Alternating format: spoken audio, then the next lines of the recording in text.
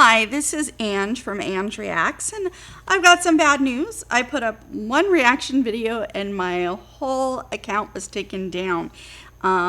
So I am currently sending in kind of a rebuttal email to them requesting them to review it because I only reacted to a channel that a lot of people react to, and I feel like I did everything correctly, but just to find out what I did wrong so I can maybe redo some of the ones I'd already done and put in my queue to be released later this week.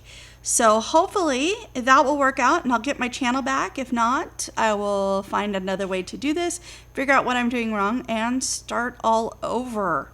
But for right now, I'm just going to go on as continuing doing what I'm doing until I know something otherwise. So for right now, I'm going to be reacting to a great video about the worst disaster in 300 years might happen. And this is regarding, well, what I typed in was about Cascadia subduction zone versus the San Andreas Fault. And let's see if that's what comes up, but I didn't look at it at all or read about it. So this is new to me, as it hopefully is for you. And let's enjoy the video. Over 300 years ago, the northwest coast of America was hit by a powerful earthquake that caused numerous fires and also triggered a massive tsunami. On that day, hundreds of settlements went underwater. Thousands of people went missing. The reason for everything was Cascadia. This is the so-called subduction zone, the place where one tectonic plate converges on another. Every 250 years, there's a shift in Cascadia that results in an earthquake with a magnitude greater than 8. And you know what? Cascadia's time has come again. So I have to say, I have lived my whole life on the West Coast.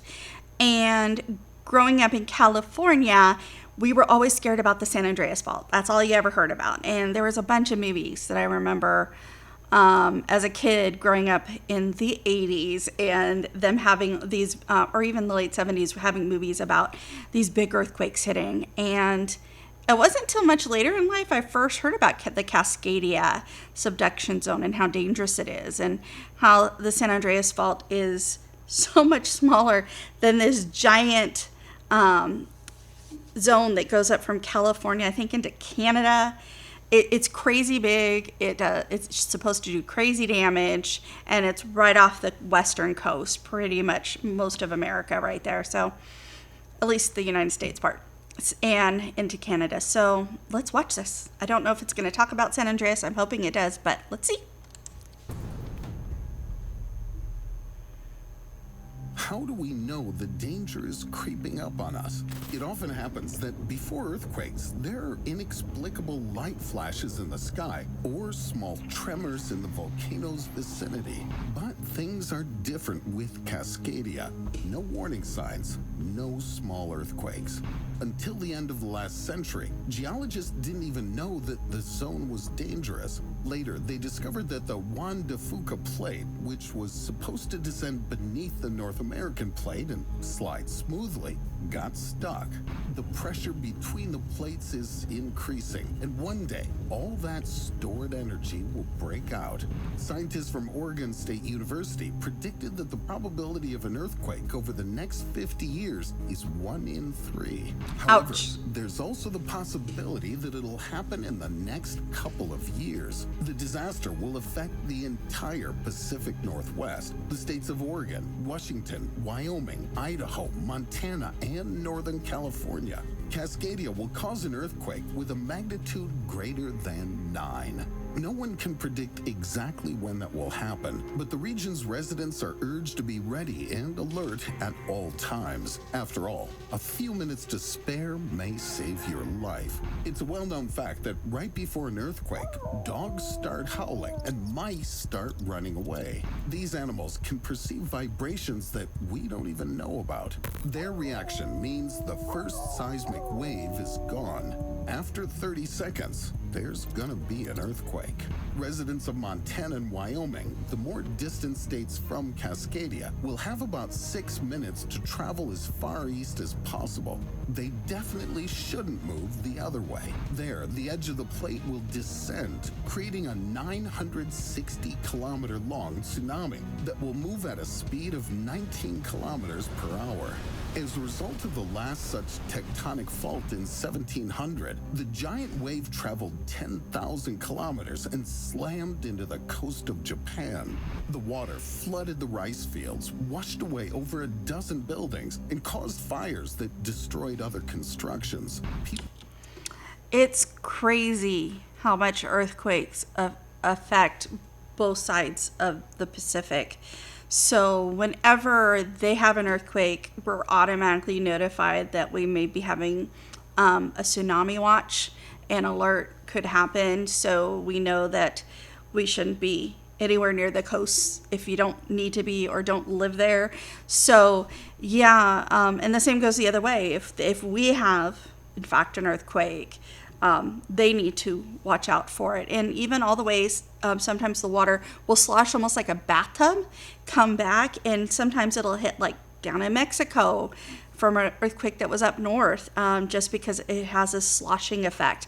And so everybody basically in the Ring of Fire area has to be aware that a tsunami could hit after an earthquake. And it's just something that you have to be prepared for. And so whenever you're near the coast, you're going to see tsunami signs everywhere and letting you know when you're out of the tsunami zones. So good to know if you're ever traveling, driving around, you see tsunami signs, look around to see the higher places in the area you're in so you know which way to go. People fled to high places but were left without shelter or food. The Japanese called it the orphan tsunami because no one understood what triggered it. But on this occasion, there'll be no time for romantic images. How to act in the event of an earthquake in Cascadia. It'll cause the destruction of thousands of homes, severe fires, landslides, and dam failures. The authorities encourage all residents to follow the so-called 2 weeks ready. That is, every family must have a set of essential food items, clothes, and medicines to live in extreme conditions for 2 weeks and wait for the necessary assistance or evacuation. But to use this survival kit, you first need to survive the shaking in your own home. Yeah, I was just thinking it's great to have the survival kit, but if your home doesn't survive the actual quake, there went your survival kit as well. I mean, the food that you've saved and they're on all those lovely shelves that are now probably crushed beneath your house. My house is surrounded by very tall trees. So in the event of a large quake, I doubt my house will survive. So I know that in the winter months, we often put some certain small snacks and stuff in the car in case we're like stuck in bad weather behind an accident we're going to be stuck on the highway or for hours, or if we get stuck in snow, anything like that. But I might want to come up with another option than just having water and food put away for an emergency in my house, when in fact my house probably wouldn't survive. I really doubt this house would survive a 9.0 quake. So something to think about. To do this, you should first move heavy and large items to the floor or low shelves and remove all the things that might fall on you. Ensure that your escape route and doorways are clear of obstructions, such as large objects or furniture. Attach computers and TVs with special safety straps. And most importantly, install safety latches on your kitchen cabinets. Why is it essential? Thousands of people were injured, and several people died during the devastating earthquake in Northridge, California in 1994 because of loose objects. And according to a study by the University of California, Los Angeles, over 50% of the injuries during that earthquake were caused by falling furniture or things. Only 1% of the injuries were caused by building damage. However, if you live in I remember the Northridge quake. I didn't live that far south in California, but I remember watching on the video, and I'll never forget, I believe it was that quake anyway, where the the gentleman was riding a motorcycle and didn't see that the bridge on, or the over ramp or whatever he was on the freeway, was completely gone. And I just couldn't even imagine how horrifying his last moments must have been. But earthquakes are nothing to mess with. I remember one time, my stepmother, who has lived her whole life on the East Coast, southern East Coast, she said that she would never ever want to be in California because she's terrified of earthquakes. And I've said I've spent most of my whole life there, and I've only felt maybe 5 in my life, and most of them were pretty small. And generally, by the time you realize you're in an earthquake, the earthquake is usually over. I've never been in a ginormous, huge one in my life, but I have been in several small ones, and most of the time I just was like, oh, by the time I realized it was an earthquake, it's over. Where she lives, they have these horrible hurricanes coming all the time. I'm like, I'd rather not have hurricanes every year, and, you know, maybe every decade in my life have to go through a little shaker. But I have never lived in one of the areas with the more active fault zones, except for when I did live in the Bay Area. But fortunately for me, when I lived there, there weren't any major quakes. So anyway, sorry. I went on a tangent. Oregon, which is the epicenter of the event, there's something else you need to know. What should you do if you're in the epicenter? I don't want to be in the epicenter. Drop, cover, hold on. Everyone should know this rule. When you feel shaking, you need to get down on your hands and knees, cover your head and neck, crawl under a table if possible, or hold on to something sturdy. When the shaking stops, you should leave the building. Okay, another aside. I remember as a child, we had these desks that I don't think they use anymore, but it was the big desk that opened and you'd put your stuff in there for the day, like all your, you know, your books and stuff. This is like in 3rd grade, I think it was. And you put your pencils in there, and then the desk itself is attached to the chair underneath. And so it's all one big piece. And when I was a child, we had fire drills, earthquake drills, and nuclear war drills. And for the nuclear war and the earthquake, we were to hide under our desks and put our hands over our heads and, you know, huddle in place. And after doing these through my childhood, I was, I think in 3rd grade when I did this, I was sitting on the desk, and the teacher got mad at me and told me I wasn't to sit on the desk. I may hurt the desk. Back then, I mean, I was super skinny at the time. And I was like, so this desk that's supposed to protect me from an earthquake and a nuclear war, I might break just by sitting on it. I weighed, all of 50 pounds, maybe 45 pounds at the time. So it seemed to me at the time incredibly silly, but I've always been a super literal person my whole life. And so the teacher did not appreciate, it came, I guess, across his attitude, but really I was curious. I didn't understand it. So there's that. And you better be prepared for what you'll see outside. Thousands of buildings will be either demolished or consumed in flames. Oregon has large stockpiles of fuel, not only for the state itself, but also for Southwest Washington. Fuel tanks will deform and leak. Oh, Any spark that's not good. will be enough to start a fire. But you mustn't stop. Cities like Seaside, for example, will have only 20 minutes to evacuate before a tsunami hits the entire coast.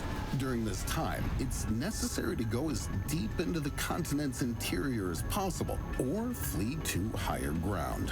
The Shoalwater Bay Indian tribe received special funding to build a tsunami vertical evacuation tower. However, there are only 2 such towers in the United States, and they can't save everyone. The number of tsunami victims can reach over 70,000 people in winter and over 150,000 in summer. Everyone who doesn't have time to escape, leave, or go to higher ground will die. Over 160,000 square kilometers will be flooded. This is particularly true in places like Seattle, Portland, Eugene, Salem, Vancouver Island, and Victoria. Wait, I want to see that again. Portland, Eugene, Salem, Vancouver Island, and Victoria. Seattle, Sorry, Fort one more Worth, time. Eugene, Salem. So they are Vancouver saying Island, Eugene. and Victoria. So yeah, right down the I-5 corridor. That's unfortunate. Most of what happens through Oregon is down the I-5 corridor. And to me, it feels like that area would be pretty safe because between the I-5 corridor and the West Coast are mountains. I mean, we do have a lot of rivers, so maybe the flooding would come that way. But yeah, I feel like those mountains would stop a lot of it, but apparently they're protecting it, wouldn't? It seems like Yikes. it can't get any worse. But what if it can? Oh, don't make it What worse. if the Cascadia Fault is not the end? The disaster in Cascadia could start a chain reaction. You've probably heard of the San Andreas Fault. Okay, so it is bringing it in. I have to say I've heard of chain reactions in earthquakes before.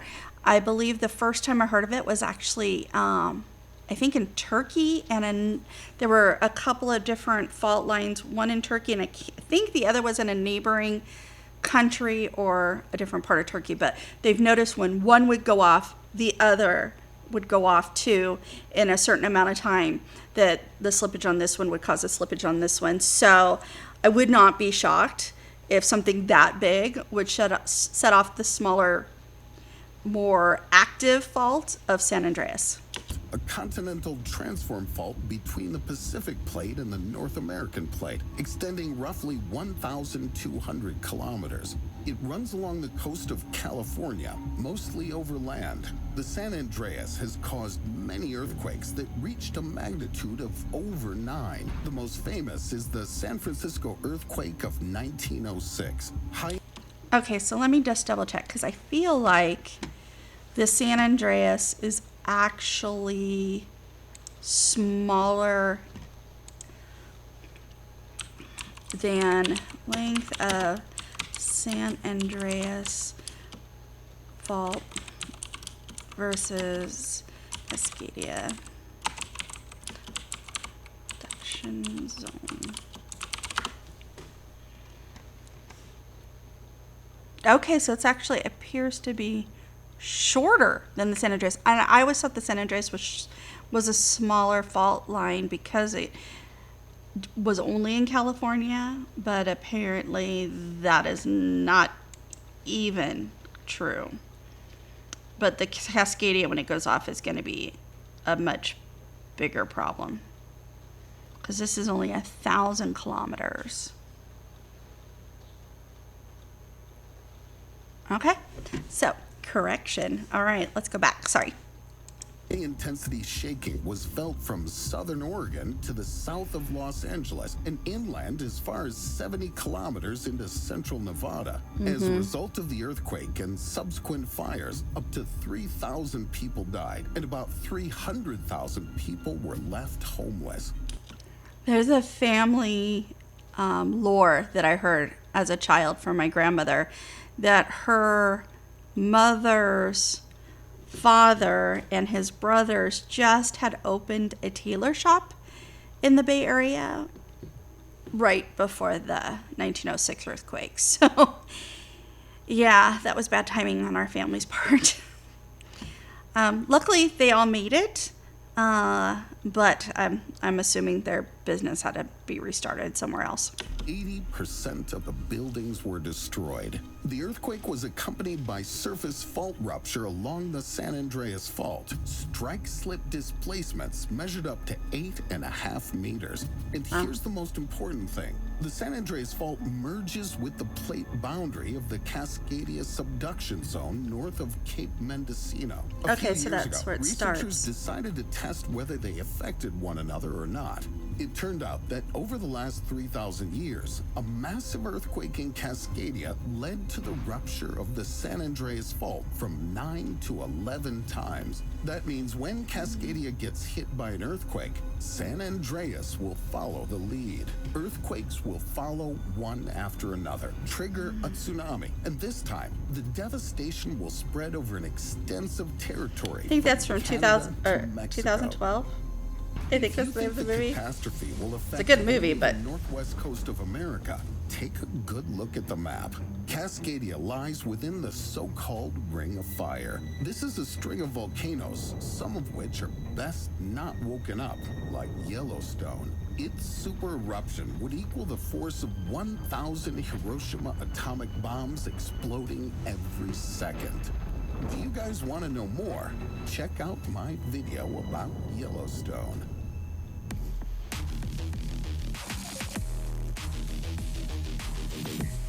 All right. Well, that was fun. So anyway, yeah, I love stuff like this. I don't know why. I can only prepare so much. But for some reason, I've always been drawn to catastrophes that could happen.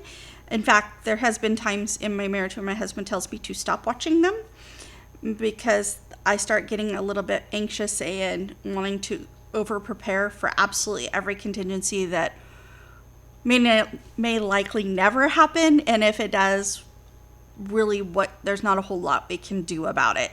So, but I do like to be prepared. I like to look at these things and know what's possibly could happen, and I feel like it helps me. He feels like it makes me more anxious. He's probably right, but I still do what I do. So anyway, I hope you enjoyed today's video, and I'm hoping you get to see it someday. I'm hoping my channel will turn back on. I got a text from YouTube, so I'm going to check that out here in a little bit, and hopefully I can get my channel back on in the next day or two. If not, I will try to start a new channel and figure out what the heck I did wrong. But until then, please hit like and subscribe. And again, like always, I'll have the link to this channel in the description below. And if there's anything you'd like to see in the future, please put that down in the comment section when the comment section comes back and the account is restored. But until then, you guys have a great day, and I look forward to talking to you again soon. Thanks. Bye.